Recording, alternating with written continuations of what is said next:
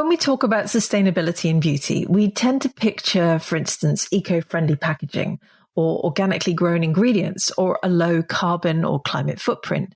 But how often do we discuss the people behind the ingredients? So the women who harvest the shea nuts, or the people who distill the essential oils or grow the plants that go into our formulations.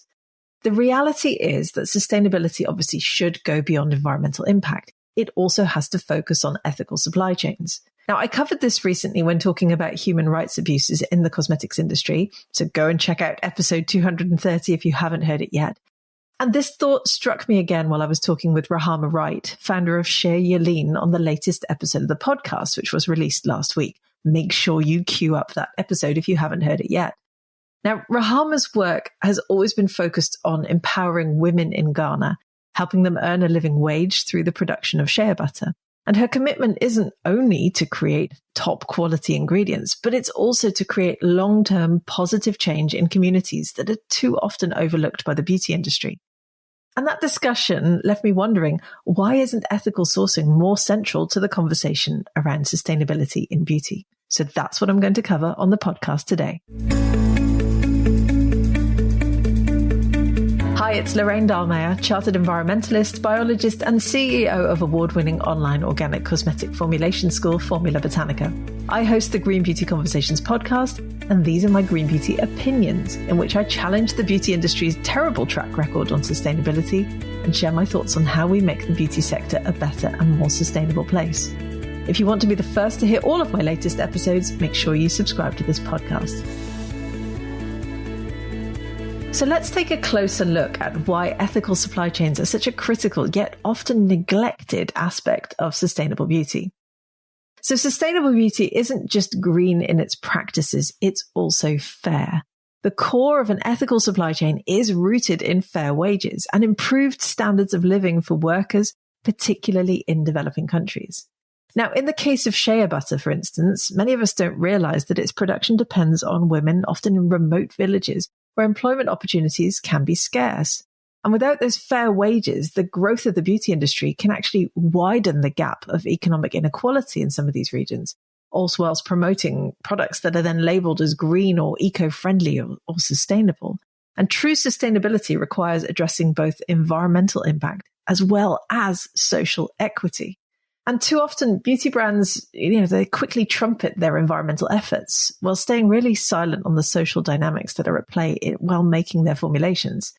So take, for example, the rise in natural ingredients in skincare, a trend that's contributing to higher demand for certain plants and oils. I've talked about this many times here on the podcast.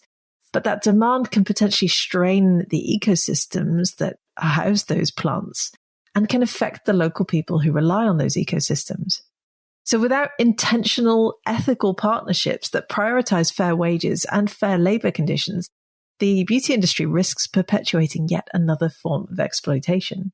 Now, let's not forget the beauty industry is a $500 billion industry, and many brands have the resources to implement fair practices, but they choose not. Perhaps it's because ethical supply chains don't produce the immediate visual impact of, let's say, a refillable lipstick tube. But by supporting fair trade ingredients, brands not only help communities thrive, they're actually investing in the longevity of their own supply chain. Because when workers are treated fairly and given the opportunity to build sustainable livelihoods, ingredient quality is likely to be higher, let's face it, and supply chains are more resilient to disruptions. So Rahama's journey, which she talked about last week on the podcast, all about building her brand Shea Yaleen, is a testament to this. Her company's commitment to a fair wage model for Ghanaian shea producers has enabled her to create a really stable, high-quality supply chain, all while uplifting communities. And she's not alone, because businesses worldwide are starting to realize that building better supply chains benefits everyone, from ingredient producers to us as shoppers. Now, building ethical supply chains isn't easy, but it's essential. Let's be clear, creating a fully ethical supply chain isn't a walk in the park. It's a process that requires trust, long-term investment, and often working across countries, across continents, across cultures. But as Rahama demonstrated, it is possible, and it's incredibly rewarding. You heard it in what she was telling us last week.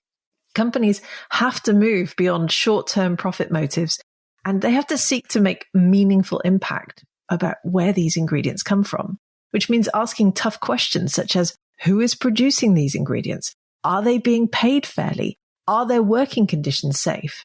Now, the truth is, without ethical considerations in beauty, this entire concept of sustainable beauty falls apart. If the people growing and harvesting or processing our ingredients can't earn a living wage, what does that word sustainable even really mean? What's sustainable about that? So I think it's time that the beauty industry recognizes that the real power in our formulations doesn't come from glitzy packaging or trendy branding. It comes from the people behind them. That's why this week, my challenge to you is to think about the ingredients in your favorite products and to look at where they came from. Start researching beauty brands that prioritize ethical sourcing.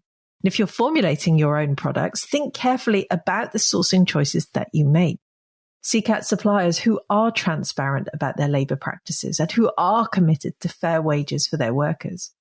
By championing ethical supply chains, we can help create a beauty industry that doesn't just look good on the outside, but is genuinely good at its core. Thank you for listening to my Green Beauty Opinions. Remember to visit the Formula Botanica website at formulabotanica.com to try our free online formulation course. And if you haven't subscribed yet to the Green Beauty Conversations podcast, please do so now in your favorite podcast app and leave me a 5-star review if you enjoy the discussions and opinions that I host. I'll be back soon with my next episode.